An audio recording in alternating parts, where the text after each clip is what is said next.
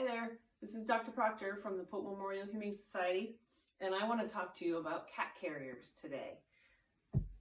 Getting a cat to the vet or into any carrier for any reason can be an awful experience, so I want to give you some pointers to try to make this a better experience for you and your cats.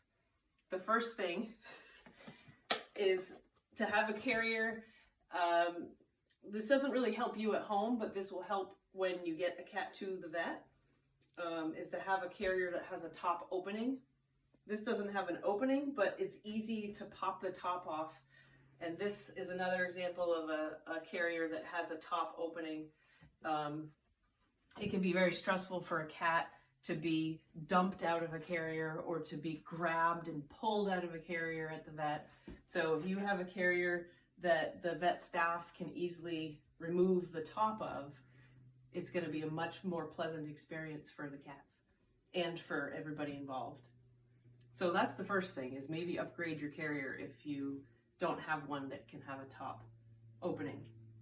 The next thing, and the error that most people make, is that they put their carrier away in the cellar and the attic in storage, and so the cat hears the carrier come out of storage and they bolt, and you can't find them, and you have to drag them out from under the bed, because they've already made the connection that the carrier means I'm going somewhere and it's scary.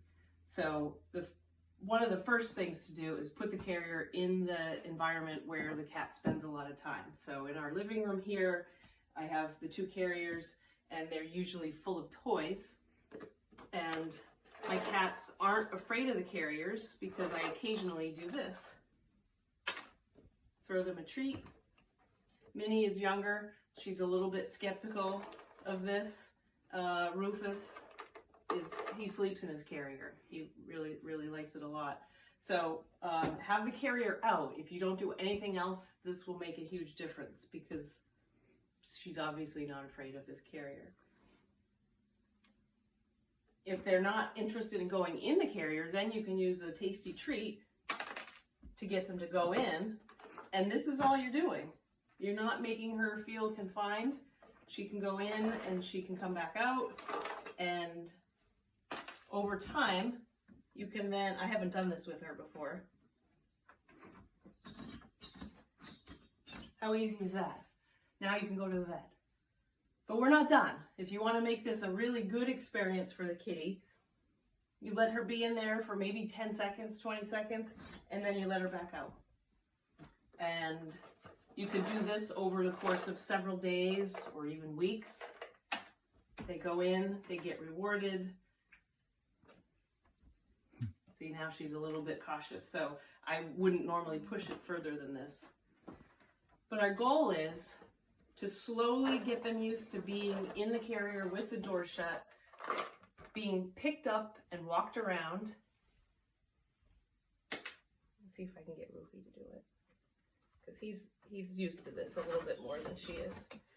So once they're in the carrier, you let them just sit in there and don't let them out, but you're giving them treats and rewarding them the whole time.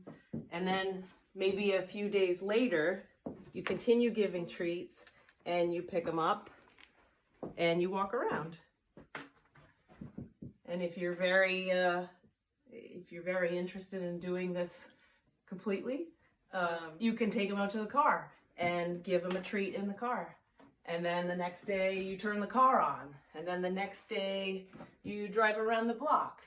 And if at any point they stop taking treats, you've pushed it too fast and too far and you need to back up and go to the previous step. See, he doesn't even want to come out.